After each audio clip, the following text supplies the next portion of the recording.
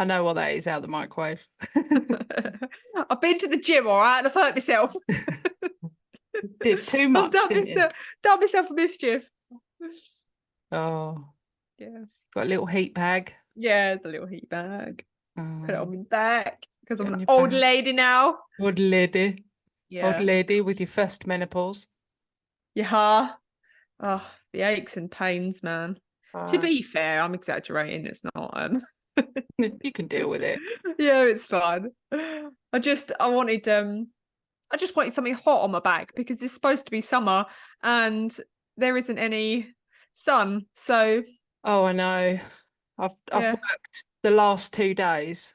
I've been properly out in the rain, like gosh, the rain for hours on end, and I'm just so over all this rain. The thunderstorms we've been having, I know, are something else. I think one of our listeners, Sue, messaged us and she said she recommended a story, and she ended the message by saying, "Oh, like something about it's the winter over there and it's really cold, and I hope we're enjoying our summer." And I was like, "I bet it's warmer where she is in the dead of winter than it is over here because it's bloody freezing and it's so dark and dreary and rainy and miserable. And if you're looking to come to England for summer, you will be disappointed." I saw it. You know, there's like funny things on the internet. And I always wish that I'd come up with it. You know, when you see like a meme or something, I think, I wish I'd created one. Genius. Oh, beat me to it. And it was one, and it said, really looking forward to summer this year. I hope it's on a weekend. It really made me laugh. That is very, very true. And so sadly British. Accurate. Yeah. It won't be on a weekend. It'll be on a Thursday. Yeah. That'll be it done. Yeah, not only that, a Thursday afternoon. And that's it. Yeah. Well, the weather app said it was supposed to be nice today. Oh. And it's not. Lies. It lied. It lies. Okay, I just want to thank everybody as well for their support with the Ethan Crumbly episode, because I actually was a bit nervous about that one coming out because it's quite a strong subject, and it's quite emotive and things, and I was actually a little bit worried about the feedback that I was going to get, but yeah, no, it's all been quite positive, so thank you for your support with that one. Thanks guys. It was a really good episode. I mean, really informative. I'd actually never heard of it either, which I was surprised about, because I do tend to have a real curiosity about these school shootings because I just don't understand them. Well, another thing as well is that it doesn't really make it over here as like a big headline or anything like that, because I think because there's so many of them, it's not like it's a one-off and they never happen. Or, oh my God, this has happened. Can you even believe that this has happened? It's lost that edge to it, hasn't it? It's lost that element of, oh my goodness, can you even believe what's happened? Because it's happening quite frequently. Yeah. And I think that's the headlines part. Are normally like along the lines of another school shooting. Oh gosh, and another one. This is what's happened. And I know it's horrendous. Yeah. I've got a doozy for you today, though. Have you? A doozy. Can't wait. But I'm not going to start it yet because we need to do random blams. Blams. Go. You better do your one first. I've just hurt myself pointing at the screen. Oh, because you... I was a bit vigorous pointing at the screen. Go, random blams. Break your neck. Goodness. All right, I'll go first then. So my random blam is obviously pertaining to the episode. And the episode you've probably all seen because you've clicked on it is The House of 200 Demons. So the random blam is about demons. And I found it quite difficult to look one up because at first I was typing in demon facts. Yeah. But then that led me on to, in my brain, the conversation we had about clouds and how it can't be fact because it's not been accurately measured, the same as demons. There's no facts around demons because they're not like a proven thing. So I've come up with these random plans. So names have a particular significance to demons. And that is why when you hear about exorcisms and things like that, they're always trying to find out the demon's name. Because if they can find out the demon's name, then when they do the exorcism, it gives the exorcist more power against the demon because it knows its name. And demons as well, believe it or not, are terrified of Mary. And one of this is a fact sheet written from a Father Ammantini, and he said he once asked a demon during an exorcism, "Why are you more afraid when I invoke Mary than when I implore God himself?" To which the demon replied, "I feel more humiliated by being conquered by a simple creature than by God himself." So by invoking Mary or a saint or someone like that, they don't want to feel that element of, I guess, weakness if Mary is the person that's cast them out as opposed to God or anyone themselves. But I think it's because everyone fears women, and if absolutely like know, oh God, don't hell bring hath her in. no fury, and it's like, do you know what? I'm getting my mum. You wait right there. Yeah, right. That's it. I'm getting my mum. You've gone and Satan's like, shit. God damn. Get your dad out here, and they're like, nah, getting my mum. That's really funny. That's so true, isn't it? Yeah. No, not mum. Yeah. Everyone can deal with the dad.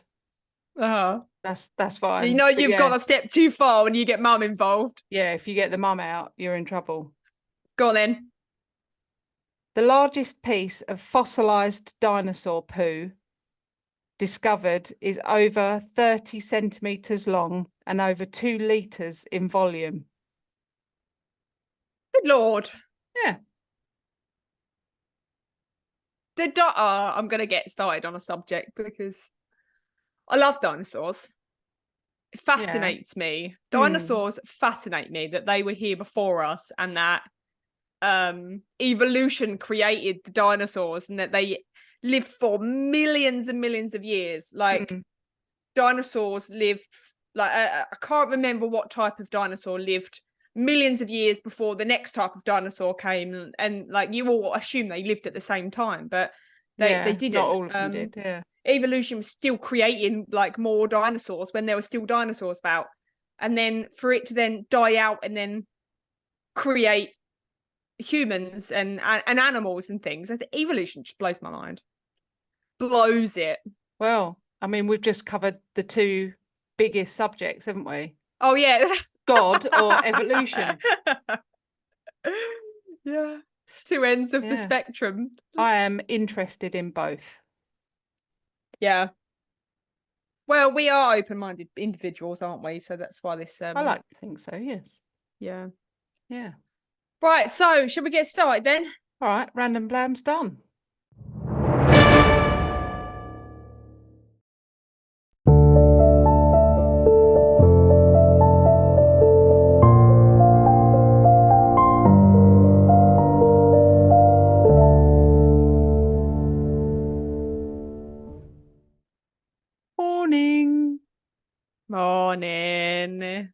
Morning. I lost the beginning of my morning.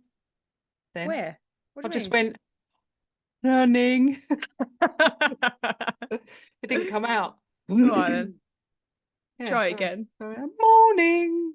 There. Oh, that's what I heard. I heard that.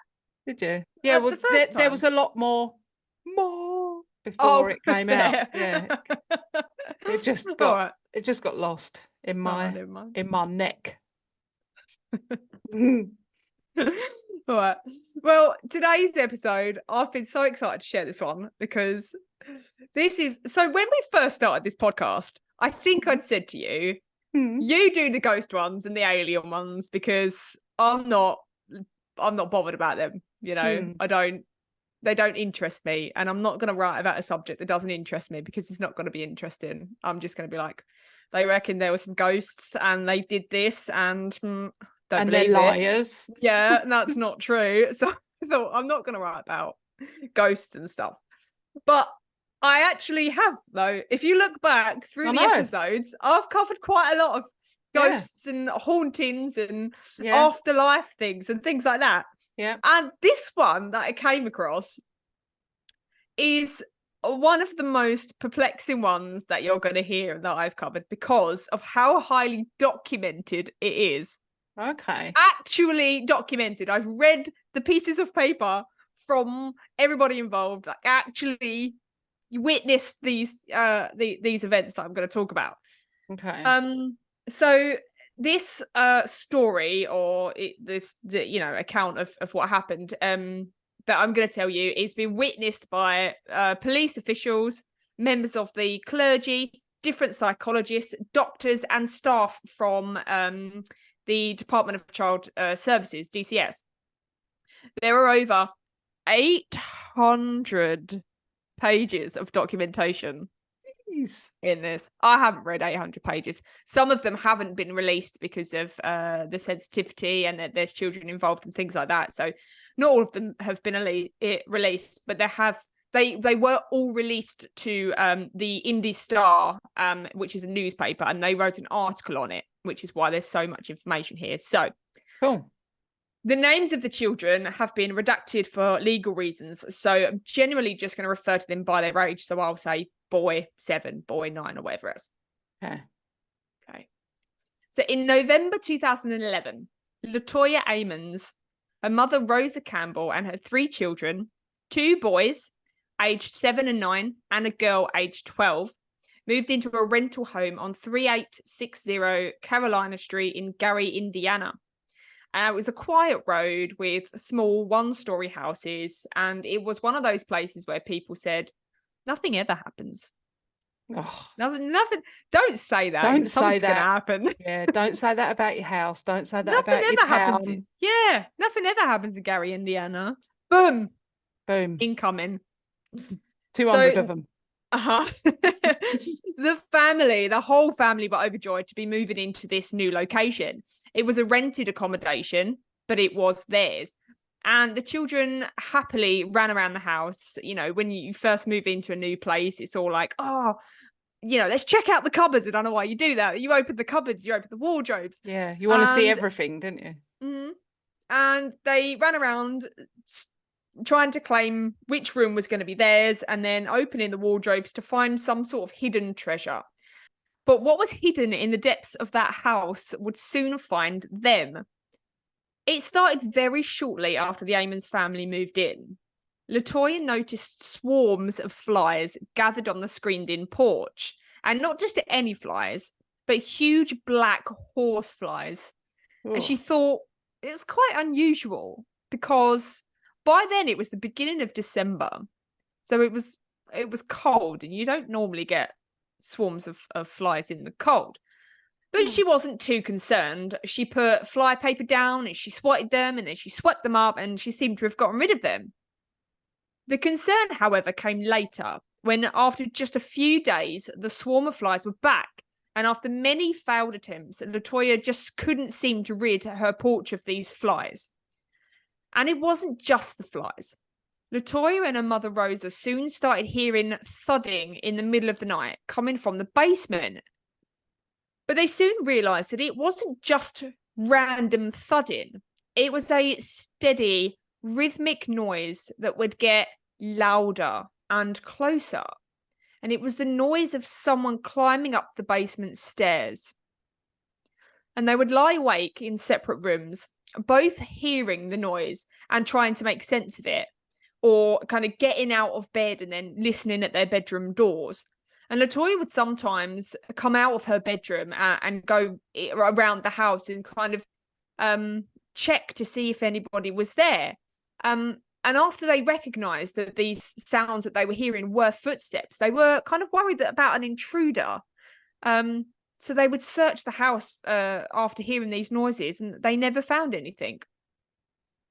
But after a few nights came a new noise, and it was a loud pounding noise. At the top of the basement stairs was a door that led to the kitchen, and it sounded like someone was knocking on it. The two women would each get up in the night to investigate. And like I say, they were worried that there was an intruder in the house, but they could never find anything. And some nights there was no banging following the footsteps. But instead they would hear the footsteps and then the slow creaking of the kitchen door opening as whatever it was made its way out of the basement. Oh, the two adults spoke about what they'd been hearing, but they were kind of both glad that they'd been hearing these like the other one knew what the other one was hearing. They were kind of like, oh, you hear it too. And that meant that they wasn't hearing things, they wasn't making it up, they wasn't going crazy. But then that also meant that something in their house was making these noises. And they decided to lock the kitchen door to stop whatever it was from opening it. But obviously that did not work. The noise continued. Night after night, they would hear these footsteps and either knocking on the door or the opening of the door. And one night, Latoya heard the footsteps coming up out of the basement. She heard the creaking of the kitchen door opening. And then she heard the footsteps making their way around the house. So as she had done on many occasions, she got up to investigate. And she climbed out of bed and she made her way into the living room, where she saw in the distance, clear as day, a shadowy figure pacing around the living room. Oh. And she rubbed her tired eyes. You know, when you get up in the middle of the night, your eyes are still sore. You don't really know what you're seeing. And she thought that her eyes were playing tricks on her. And when her vision cleared, the shadowy figure was actually gone. So she told herself that she was imagining it. Her tired brain had kind of conjured up the image of this figure because she thought she'd heard footsteps. So that made sense. You know, her brain was trying to fill in the blanks. She'd heard footsteps, so there must have been something in the house. But as she turned to head back to her bed, there on the floor, exactly where she'd seen the shadowy figure, was a trail of dirty, wet footprints. 4 months after they moved into their new house, things took a turn for the worst. On March the 10th, 2012, the family were at home with a group of friends and family, and they were mourning the death of a loved one. And during the evening, Latoya's 12-year-old daughter complained that something unseen had grabbed her by the ankles and pulled her off the sofa. And that was witnessed by several family members. And shortly after this, guests at the house witnessed Latoya's son be thrown a few feet across the room and hit in a freezer. And he'd said, the boy had kind of said that there was something in the bathroom. Something had been grabbing at his legs and at his genitals before it had thrown him across the room. Goodness. And guests said that there is no way that he could have jumped backwards or propelled himself backwards with such force. And they were lost for words to explain what happened. And at around 2 a.m. that day, from one of the bedrooms, Latoya cried out for her mother. And Rosa and a few of the other people that still remained in the house ran to find Latoya, and they all stopped dead in their tracks. And there on the bed in front of them was Latoya's 12-year-old daughter. Except she wasn't on the bed. She was levitating about a foot or so above it. And she appeared to be sleeping. Her eyes were closed, her face looked peaceful, and she looked completely unaware of what was happening to her. But panicked and terrified, Latoya did the only thing that she could think of. She got down onto her knees, clasped her hands together, and began to pray.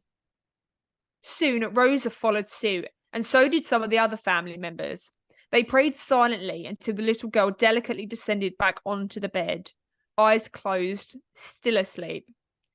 Latoya immediately set about waking her daughter up, but she had no recollection of anything other than falling asleep.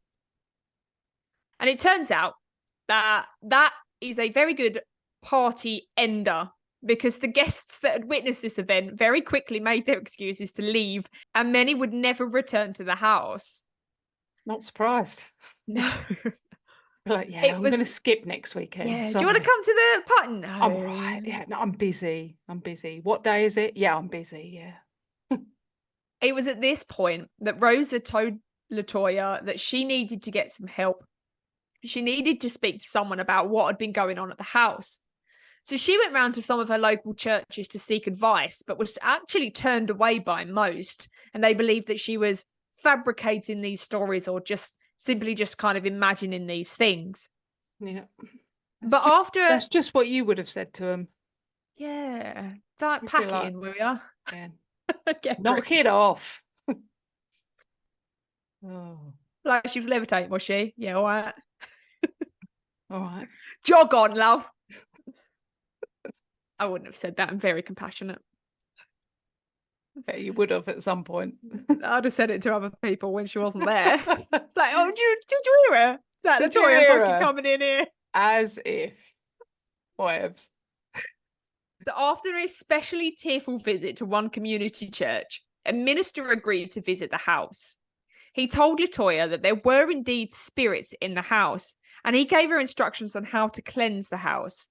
He recommended that she clean the house with bleach and ammonia, and then use oil to draw crosses on every door and window. So she did exactly that. But she even went so far as to cover her children with olive oil as well. So she put, in the shape of a cross, the oil on their hands and feet, and she did it on their head as well. She also decided to reach out to 2 clairvoyants to find out more about these spirits that were allegedly in her house. So the 2 clairvoyants entered the home and made their way around. They then sat Latoya and her mother down in the living room on the sofa to give them the news. Their house didn't just host a few spirits. Their house was in fact infested with more than 200 demons, and these demonic spirits were emanating mainly from the basement. The clairvoyant said the only thing that they should be doing was getting out of there. They urged Latoya to move her family out of the home and to do it now. But there was no way that she could move again. She had just moved here. She didn't have a single spare penny to her name. She was a single parent with 3 children living with her mother. And it just wasn't feasible. Wasn't possible for her. And now not only all the children, but she's got to provide for over 200 demons as well. Exactly. I mean, that's no joke. You're charging them rent. Yeah. You don't get any help from the government for your demons. So. So the clairvoyant said, well, there's a plan B. The only other thing that you could do was to build a makeshift altar in the basement. So she set about doing exactly that. She covered an end table with a white sheet. Then she placed a white candle and a statue of Mary, Joseph, and Jesus on it. Herself and another person donned white t-shirts and wound white scarves around their heads. And starting upstairs and working their way downstairs, she burned a stick of sage that she had gotten from the local occult shop, and she drew a cross with the smoke in every area of the house. The smoke was so thick sometimes that they could hardly breathe. They was like, get the fuck out of here. Nowhere to hide. Yeah. So as she made her way through the house, the other person that was with her read aloud a passage from the Bible, invoking God's protection and blessing. And it was Psalm 91. And it reads, "You will not fear the terror of night, nor the arrow that flies by day, nor the pestilence that stalks in the darkness, nor the plague that destroys at midday." And when eventually she made her way through the house and down into the basement, she drew one final cross with the burning sage and placed the Bible, open to Psalm 91, on the makeshift altar next to the statue of Jesus. She slept soundly that night, and for the next 3 days, her house was as it should be, filled with the sound of her children's laughter and not the echoey footsteps of the demons that haunted them. On the 3rd day, however, things took a huge turn for the worst. The demons did stop the banging and the footsteps, but they had now taken to possessing Latoya and her 3 children, and for whatever reason, Rosa was spared. The possessions came and went, and there was no telling when it would start or stop, but it wasn't all the time. Latoya said she felt weak, lightheaded, and warm whenever she was possessed. Her body shook, and she said she felt out of control. The children's eyes would bulge almost as if they were popping out, and they would get these evil, like wicked grins on their faces and start talking in a voice that was gruff and harsh, and they were talking strange cryptic phrases whispering statements like, "It's time to die," and "I will kill you." They would all suffer from debilitating headaches and daily fatigue. The possession affected each child differently. The youngest boy started talking to someone unseen, an imaginary friend, and he would sit for hours in the bedroom closet, supposedly talking to this new imaginary friend, another young boy that had said that he'd died in the house. The young boy spoke about what it feels like to die. The older boy started talking about being murdered and what it felt like to be killed. The 12-year-old girl started hearing voices, telling her that she wasn't going to live for another 20 minutes and that her family were going to be taken away and she would never see them again. Oftentimes, she would try to open her bedroom door for it to kind of be stuck tight, as though someone was holding it closed from the other side. The family also suffered physical attacks. The 7-year-old boy was brushing his teeth in the bathroom when his grandmother saw him thrown backwards out of the bathroom by an unseen force. The 12-year-old girl often said that she was held down in bed and choked by something, and she was once thrown into a heavy headboard and sustained an injury to her head that needed stitches. Blimey. Latoya said that her boys fought often, and they fought hard. Not just boys being boys, they would get this evil, wicked grin on their faces and then attack each other as though they desperately wanted to kill the other. Latoya also reported the feeling of being held down and strangled by something whenever she was in bed. In one report, Latoya stated that they had to go to bed at 8 p.m. because if they were awake past 11 p.m, the spirits would come out and keep them up all night, throwing things and moving things around in the home. And she once witnessed a Febreze bottle levitate around the room and then be thrown across the room into Latoya's bedroom, where it hit a lamp and fell to the ground. Some nights were so bad that Latoya had to scrape together any money that she could and take her family out of the house and stay in a hotel. By April, Latoya was at her wit's end.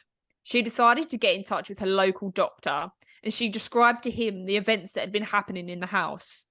And he said in his report that in his 20 years of work, he had never heard anything like it. And he was scared. But he was scared for the family's mental well-being rather than being scared of these supposed demons. This, however, all changed on April the 19th, 2012. Latoya took her children to that doctor to meet with him. And what happens next is documented by varying witnesses and appears in the Department of Children's Services case file regarding the family. Okay. While in the doctor's room, Latoya began explaining in more detail about the demons and the happenings at the house when her two sons began growling at the doctor, their eyes bulging, and they began cursing at the doctor in strange voices. And then the 7-year-old boy was lifted and thrown against the office wall. Both boys then passed out and wouldn't come to. Latoya cradled one boy in her arm while Rosa cradled the other. Someone in the surgery called 911. 7 or 8 police officers and multiple ambulances arrived at the doctor's office, and they took the family to the Methodist hospital, where en route, Latoya tried to explain what had happened and urged them to let her anoint her son with oil like she had done previously. She was met with laughter and ridicule by the hospital staff. Once at the hospital, both boys woke up. The 9-year-old was lucid and himself, but didn't remember any of the events that had led up to him being in the hospital. The 7-year-old boy, however, woke up angry and violent. He began screaming and growling and thrashing around, and it took 5 fully grown staff members to physically hold him down onto the bed. Meanwhile, someone had called the Department of Children's Services and asked the agency to investigate Latoya for possible child abuse or neglect. The caller, who is not named in the DCS reports, speculated that Ammons might have a mental illness. The person believed the children were performing for Ammons and that she was encouraging their behaviour. And the report reads, this is a direct quote from the written report, RS, being the person that made the report, states that the mother reported that there are demons in the home and they are attacking the children. RS states that the mother reported that the children fight one another and are abusive to one another, and then they pass out.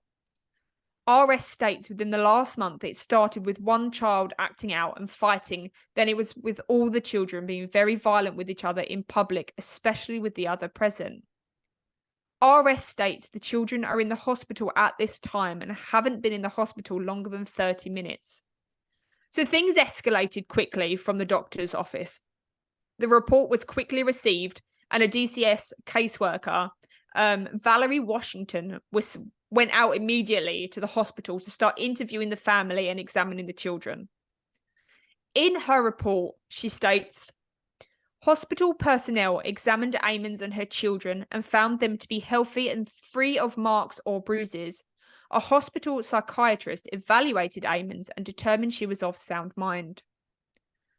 Valerie also went to the medical staff at the doctors and other hospital staff and interviewed them about the events leading up to the situation now. In the DCS case file, Valerie wrote, medical staff stated they observed the children and heard the 7-year-old making growling noises and his eyes rolled into the back of his head. Medical staff reported that while the children were at their primary doctor's office, the medical staff reported they observed blank be lifted and thrown into the wall with nobody touching him. Medical staff stated that blank had a physical outburst, hitting and kicking the brother and grandmother. Mother placed the child in a gentle therapeutic hold, and the child became limp and was placed on the bed but was difficult to arouse. Valerie then took Latoya and the rest of her family to a room to conduct an interview. And again, what happens next is heavily documented and appears in the DCS case file. And this next part is read exactly as it had written and documented by Valerie. Okay. Miss Ammons was discussing the event that led her family to the hospital this evening, and her 7-year-old son, blank, started making noises such as growling when she would speak about the different churches she visited and called, looking for help with the demonic spirits in her children and her home. Blank was on the other side of the curtain in another room, and she could hear his sounds. The more Miss Ammons discussed the churches and the advice she was given on how to kill the spirits, her son, blank, 7, got louder and louder, growling until a loud shuffle started in the room next door, and blank, 12, shouted for her mother to come help. FCM, which is the case manager, Valerie, and Miss Ammons went to the other room to find blank, 7, and blank, 9, in a headlock choking him. Blank's eyes were rolling in his head and he was growling and his teeth were showing while he held tight to his brother's throat. It took several staff to pry the hands open of blank 7 to release blank 9.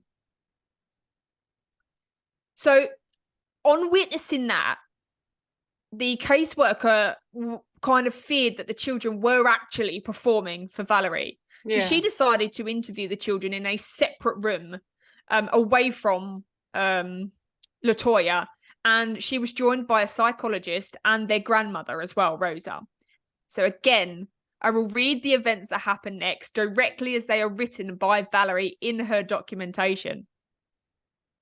Later that evening, FCM Washington, which is Valerie, and psychologists and the family were in the room discussing placement for blank, 7 years old. Blank 7 began to growl again and stare into blank 9's eyes, and blank's facial expression changed. Blank 9 began to have a weird smile on his face, and he charged at the grandmother's stomach and began headbutting her several times until she grabbed his hands and started praying. Blank 9 was speaking in a different, deep voice, saying, "It's time to die. I will kill you." Blank 9 had a weird grin on his face and began to walk backwards while the grandmother was holding his hand. And he walked up the wall backwards while holding the grandmother's hand and never let go. He flipped over and landed on his feet in front of the grandmother and sat down in the chair. A few minutes later, he looked up as if he was back to himself. FCM Washington and psychologists left the room immediately and went to the attending doctors, Dr. Richardson, and told him what was just witnessed in the Ammons family room. So if you're unsure of what happened or the writing wasn't very clear, I'll explain. So Latoya's 9-year-old son began speaking in this demonic voice, and then he ran at his grandmother and began headbutting her in the stomach. She then grabbed his hands in order to restrain him, and he then began to walk a few steps backwards until he hit the wall, and then he continued walking backwards up the wall while he was still holding Rosa's hands. He then walked onto the ceiling, upside down, flipped over, and then landed on his feet in front of the grandmother while still holding her hands. And this was witnessed by Valerie herself, the social services investigator, and Rosa as well. And I think this is important that it was included, the documentation, because social workers have a very difficult time with paperwork whenever an incident happens. So they wouldn't exaggerate an incident or purposely put in an incident like that didn't happen, because there would then be so much more follow-up and paperwork for them to do. Yeah, definitely. So I just keep picturing it. I just keep picturing it in my head and thinking,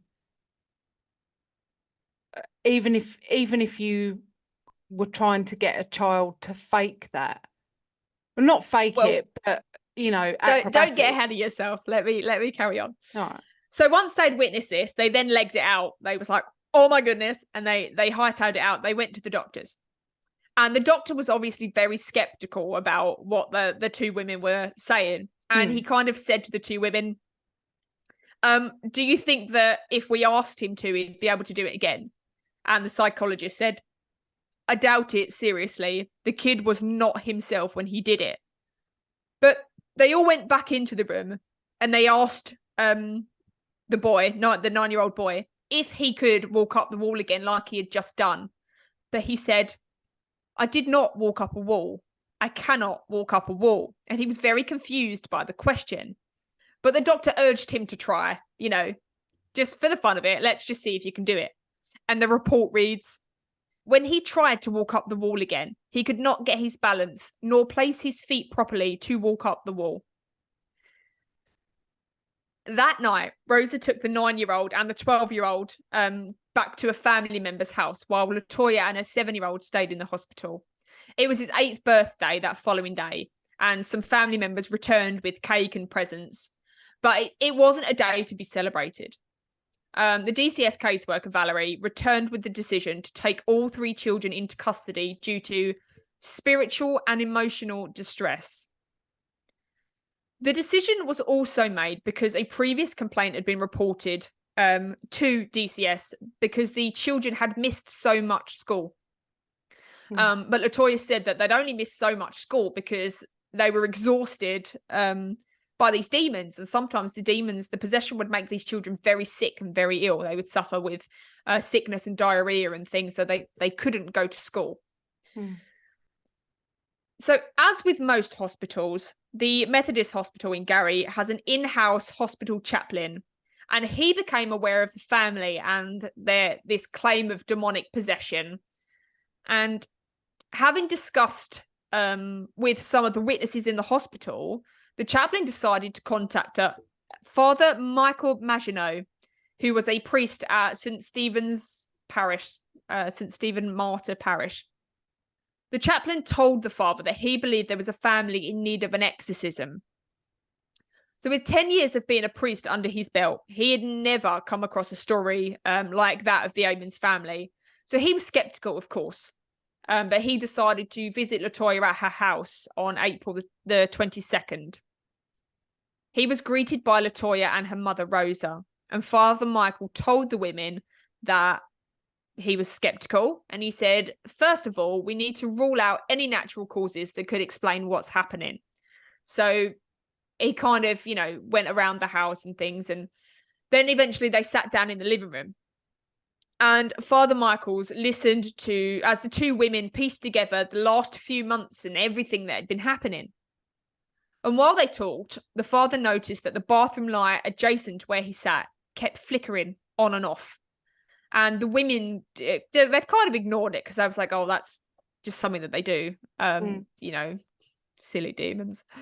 Yeah. But When the father went to the bathroom to investigate, the flickering would stop. He would then go and sit down and it would start up again. And he actually wrote in the report that he felt the demons were scared of him. Similarly, in the kitchen, the Venetian blinds would swing as if the window was open and that the wind was blowing them. But there was no wind and the window was closed. For 2 hours, the women spoke to the father in the living room, detailing all the strange happenings, including the time when the wet footprints appeared in the living room. And at that point, the father looked around the living room floor and noticed quite clearly wet footprints on the wooden floor. In his report, he says, "When I tried to resume the interview again, I was interrupted by Rosa pointing to the floor to what appeared to be wet footprints throughout the living room and concentrating around the chair Latoya was sitting. I felt them and they were wet, and when I tried to smear them with my foot, I was able to. Even though I sprinkled the floor with holy water as I went through the house, you would almost have to walk through a puddle to reproduce what you were seeing."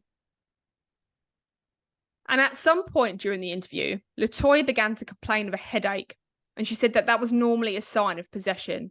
So Father Michael took his crucifix and he placed it against her forehead. And then as soon as he done that, her body began to immediately go into these uncontrollable convulses, and he quickly withdrew his crucifix. And he actually said that he wasn't there to deal with the demon yet, so he didn't want to confront it or anything like that. He then said in his interview that Latoya became freezing cold and went to get a blanket as soon as she donned this blanket, she began to get really hot and burn up. Sounds like us at the moment. Well, he said that that then convinced him that she was possessed by a demon, but I think actually she's just going through the menopause. Yeah. I mean, I was going to say, same, babes. After a 4-hour interview, Father Michael said that he was convinced the family were being tormented by demons. He said he also believed that there were ghosts in the house. On his way out, he blessed the house, praying, reading from the Bible, and sprinkled holy water in each room before advising the women to leave the house because it wasn't safe. So they temporarily moved in with a relative. While in the home of the relative, Father Michael received a call from the family member that they were staying with, and I believe it was Latoya's brother. He witnessed the kids acting strange like he never saw before, doing demonic chants involving numbers where one would pick up where the other one left off, and being thrown around and flipped by unseen forces, slamming their heads against the car and having to be restrained once in the car and then fall asleep immediately. Less than a week later, they were back at the house to let the DCS case manager, Valerie Washington, into the house. She needed to check the condition of the house. But Valerie wasn't alone. After witnessing certain events involving the children, Valerie had insisted that someone attend with her. So she enlisted the help of a Lake County police officer to escort her. And then 2 other police officers also offered their services. One from the Gary police station and the other from Hammond police station, citing their reasons as professional curiosity. Latoya opened the door for the professionals to all go in, but refused to enter. So Rosa instead said that she would accompany them around the house because the demons didn't seem to bother her. They entered the house and moved from room to room. And one officer had brought along a recorder to document the visit. He'd seen some ghost shows and he was like, "Oh, I know they use voice recorders and things like that." But upon switching it on, the battery light flashed, saying that it was out of battery, despite the fact that he'd just put new batteries in it that morning. And as they made their way through the kitchen towards the basement, Rosa informed them that the demons seemed to emanate from underneath the stairs that led out of the kitchen and down into the basement. So if you imagine the kitchen door, there was probably about 6 stairs down into the basement. Okay. But these stairs were just planks of wood. They weren't filled in. They were just wood. So you could see through them and you could see the dirt underneath the stairs. Yeah. They're the worst kind. I don't like them. Yeah. On closer inspection, detectives found that underneath the stairs, where there used to be hard concrete floor, it was broken and jagged, and the earth beneath it had been disturbed. So down in the basement, the police could see this makeshift altar that Latoya had placed there, along with rings of salt surrounding the walls of the basement that she had sprinkled there in an attempt to, dissuade the demons. Contain them, maybe. Contain them, yeah. One officer took some photos of the basement and of the house for evidence. And in one photo of the basement stairs, there was a cloudy white image in the upper right-hand corner. And when the officer zoomed in closer, the image of a face was very clearly visible. An image of the front of the house was also taken, and I haven't seen the one under the stairs, but I've seen the one of the image of the front of the house.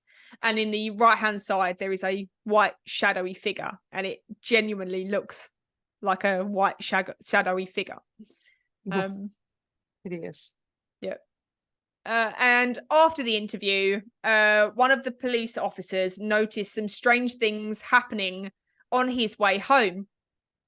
The radio in his police car seemed to have stopped working. The frequencies were jumping all over the place, and he didn't see, even though it had worked on the drive there, it then suddenly wasn't working on the way back.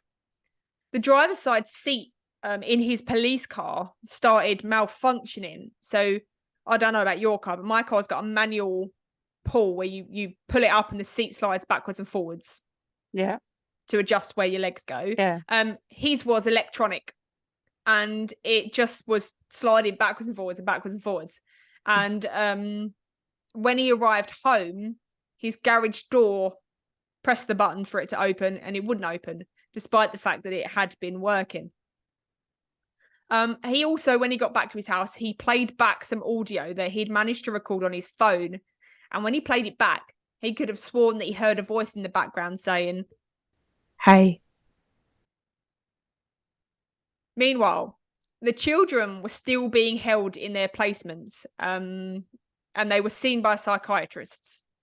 And it was reported that they believed none of the children had a psychotic disorder, but rather they were acting on the instructions of a mother that had encouraged the idea of demonic possession. So DCS made a plan of action to allow the children to return to Latoya. So the plan of action involved prohibiting the family from talking about demons. The family had to attend therapy sessions to address past behaviours, and Latoya had to find other accommodation. They weren't allowed to stay in the house. And while she was working on meeting these requirements, police and DCS officials continued to investigate these strange happenings at the house. And on May the 10th, a much larger group of professionals entered the home. They consisted of another DCS caseworker, Samantha Illick, Father Michael, 2 Lake County police officers accompanied by a police dog, and then the original police officers that had already visited the home. The police dog had been brought to the house to uncover if there had in fact been anyone buried in the basement. And Samantha Illick, who was the another DCS caseworker, had volunteered to go on behalf of Valerie, because Valerie, believe it or not, refused to enter the house. She was like, "I'm done." She's like, "No, I'm not going back there. I'm not about it. Thanks." So someone else went, "Oh, I'll do it." So police had done a bit of research on the house now, because they wanted to check past residents, and they also wanted to check the area as well to see if there had been any unsolved murders in the area or unsolved missing people or anything like that to explain these spirits that are in the house. They found out that the house was built in 1926, and a newlywed couple had moved in and then lived there for their entire life. After the couple had died, the house was sold, and the new owners never lived there, but they rented it out to various tenants. I bet they did. The owner at the time that had the house while Latoya was living in it, he then bought the house in 2004 and then also rented it out to various tenants, which included Latoya and her family.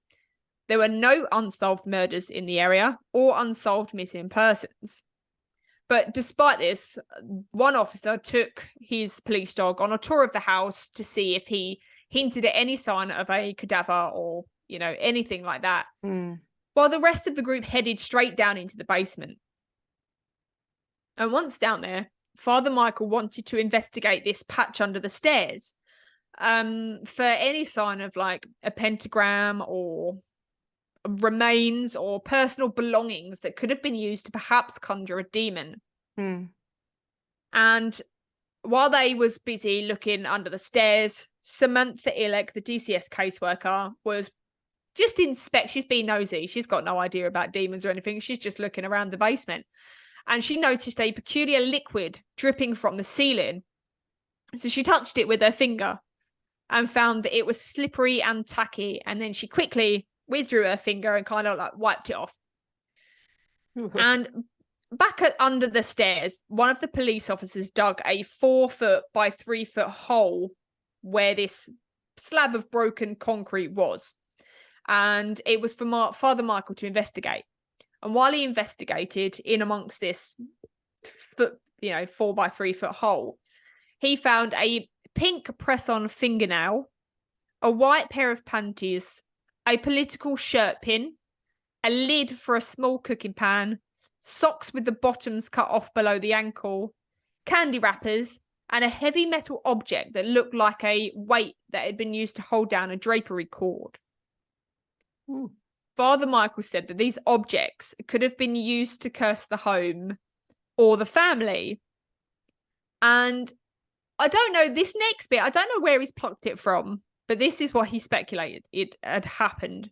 Okay. So he said that it was possible that back in the 1930s, when the newlywed couple had owned the house, that they had had a son.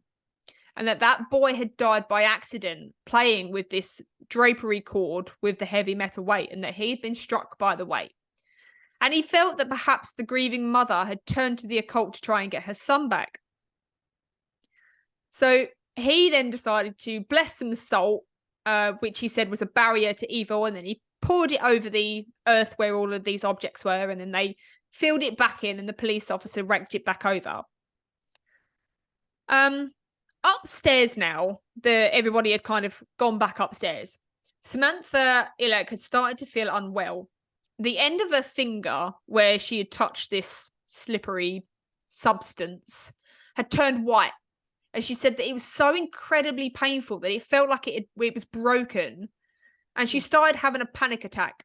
So they said to her, get out of the house then. Not like that, like fuck off.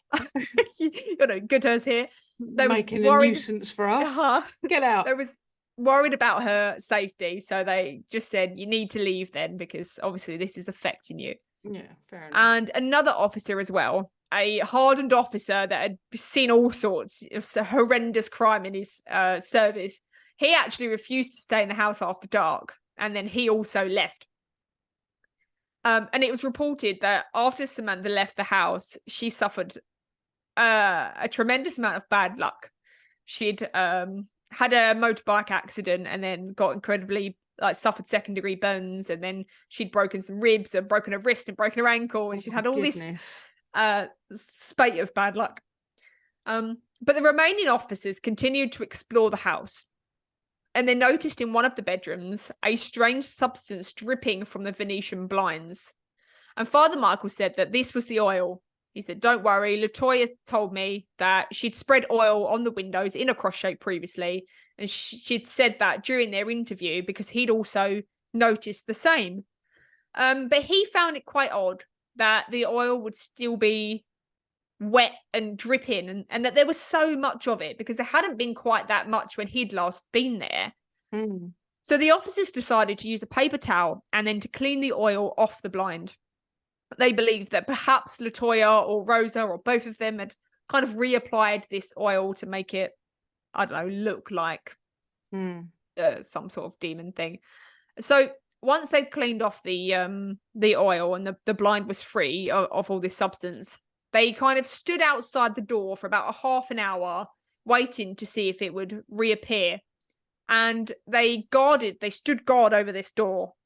I don't know why this was so important to them, but they even put like a Q-tip in the door so that they would know that if anyone opened it, the Q-tip wouldn't be there and it would have broken or fallen or something like that.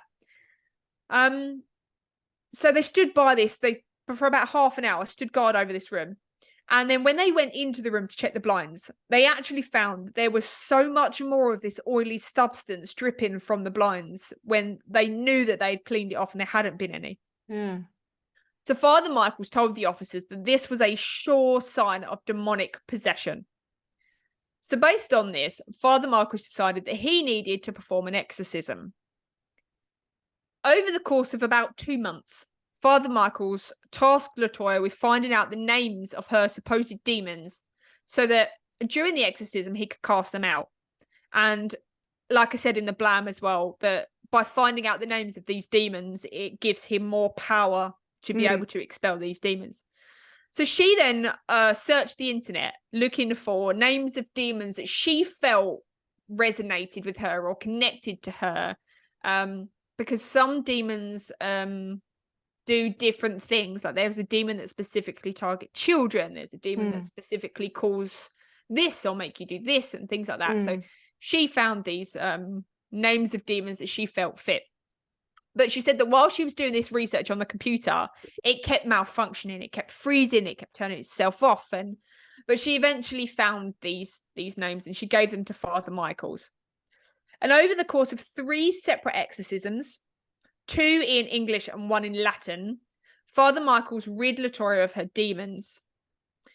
In June 2012, she moved into a new home, which the father had also blessed. She regained custody of her children 6 months after they were removed from her care. And DCS continued to check in with the family and make sure that there was no more talk of demons and that they were going to school as they should be. And then they eventually closed the file in February the following year. And her and her children now lead a normal, demon-free life. So what happened to the house? I hear you ask. What happened to the house? The house was re-rented to someone else. Oh, the my landlord God. went. The landlord was like, "Oh, I'll just get a new tenant." Yeah. Broke those ones. I'll get some new ones. Yeah, so some weird tenants. Jeez. So he re-rented it to somebody else, and then there was no paranormal activity or no demon activity was reported by them. Oh, okay. But in 2014, the house went up for sale. Can I just ask, was any activity reported from them? Did they just, these tenants just go in the house? They were like, we haven't heard anything, so that must be good. Tenants are in there going, hey. But the house went up for sale in 2014, and it was bought by none other than I can't think of Zak his name. Bagans. Zak Bagans, of course. Of course, it was bought by Jesus Zak Bagans. Christ, Zak Bagans. So I think it was loads of fans and things had got in touch with him to let him know that this house was up for sale, so he bought it. He then made a documentary about the house, and it's called Demon House. And it details all the activity that went on under his investigation. And then he eventually demolished it. And this was all in the documentary. And I purposely haven't included much information regarding the Zak Bagans Demon House documentary or the findings that he reported while he was there and all the camera, everything caught on camera. And I purposely didn't include that because I believe that Zak Bagans is full of shit, and I didn't want to include information that exaggerated the story or, made it seem as if it wasn't true or that, because the story itself does have some credibility and it does have some weight to it because of the documentation. So I didn't want to include aspects that had been exaggerated by him and his film crew and then make it what it's not. But if you do want to watch the documentary, it's anywhere. You can watch it anywhere. It's called Demon House. But yeah, that is the case of the House of 200 Demons. So I have to ask 2 things. One, do you know she looked up the names of the demons and do you know what the names were? One of them was Beelzebub. Oh, okay. Yeah. I don't know any other ones. Okay. It just said Beelzebub and then another one related to her children and things. I don't even know how many there were. It doesn't. I couldn't find that anywhere. Okay. And 2 is, do you believe that happened? It's difficult, isn't it? No, it's difficult. Yes or no. Well, the fact is, some of the aspects in there are quite similar to Amityville in terms of the flies, in terms of the dripping substance, and the little boy in the closet and whatever else. So some of it's quite reminiscent of Amityville, and we know that Amityville was staged. That didn't happen. Also, it's I don't know. Because we've covered cases of mass hysteria where if everyone's going into the house going, oh my god, there's demons, they go, oh, what's that noise? The other person goes, oh my god, it must be a demon. And that's mass hysteria. That can happen. But for the child to walk up backwards, I just don't believe that they were possessed by demons. I believe that this probably did happen, but I mean, it would be difficult. It would be difficult for, for a child to, well, for anyone to, walk up a wall and continue it on, the balance must be good. And it's possible that he might have been able to fake not being able to do that. Yeah, but somewhere, there's a page that is dedicated to scrutinizing every aspect of this. Right. And one of them says that when he's walking backwards up the wall, the grandmother would naturally have steadied him. Yeah. She's not going to want him to fall. So when he's above her, she naturally would have steadied him. Yeah, of course. And that's exactly what I was thinking. Yeah. Yeah. That gravity aspect, she's got her arm straight and he's got his arm straight. I think he absolutely would have been able to do that. I don't know why he would have done that. I don't know. Perhaps the mother was very religious and she did believe in ghosts and demons and things like that. So she could have lent some weight and influenced the children. Yeah, but I don't know.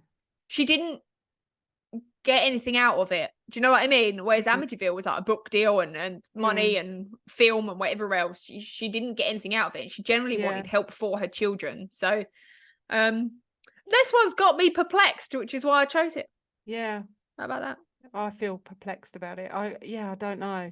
It goes back to the same thing, doesn't it? I'd need to see it for myself. Yeah, that's exactly it. Yeah. But the reason this one is so great is because in terms of like Amityville or the ones, who are the two, Lorraine and Ed Warren, yeah, when they go to houses and they report these findings and things, they've got an interest in it. So they would naturally go, oh yeah, of course I believe it. They've got an interest in it, and they would go to these houses and say, yes, of course there's demons. Give me your money and I'll get rid of them.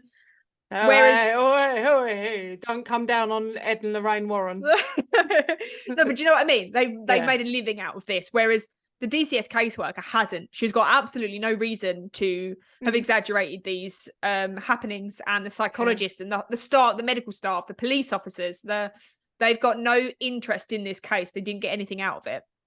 Yeah, I believe that these things happened.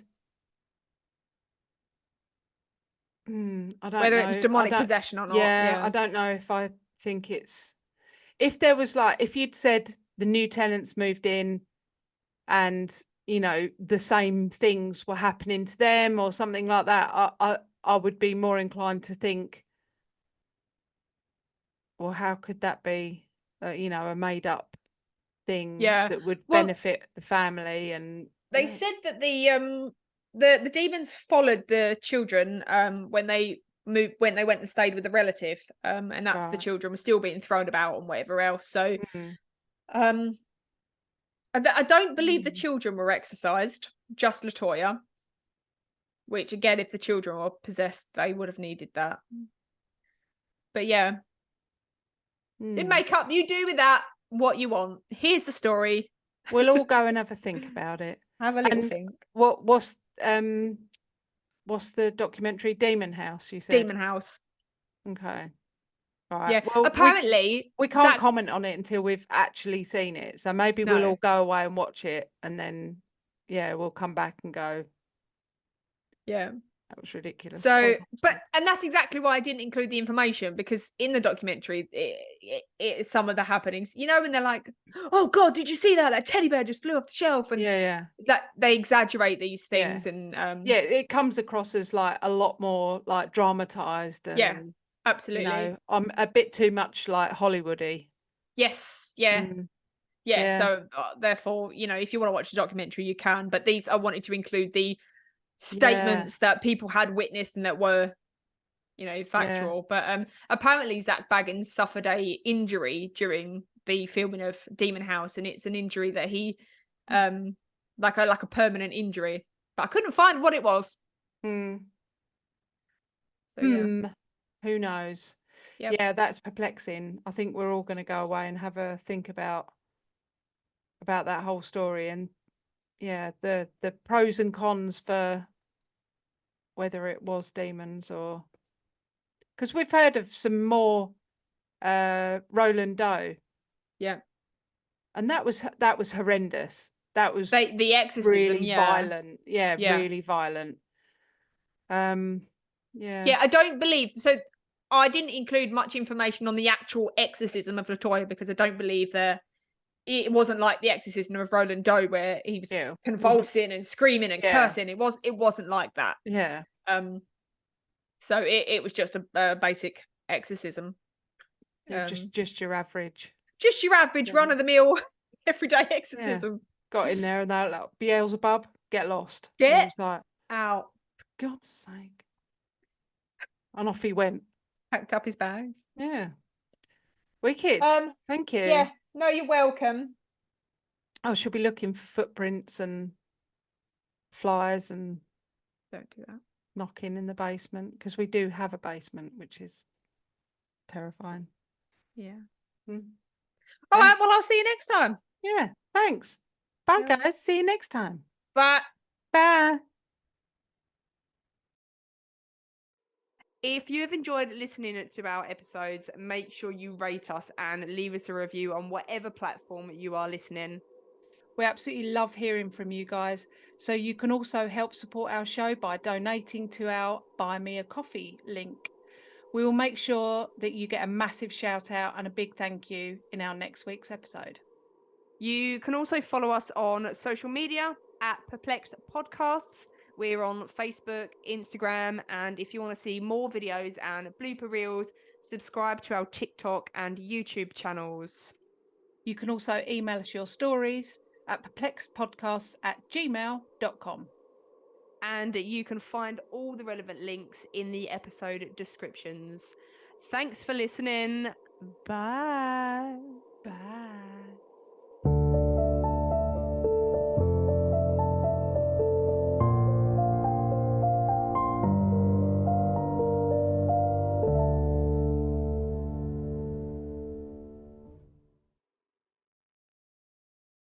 Hey.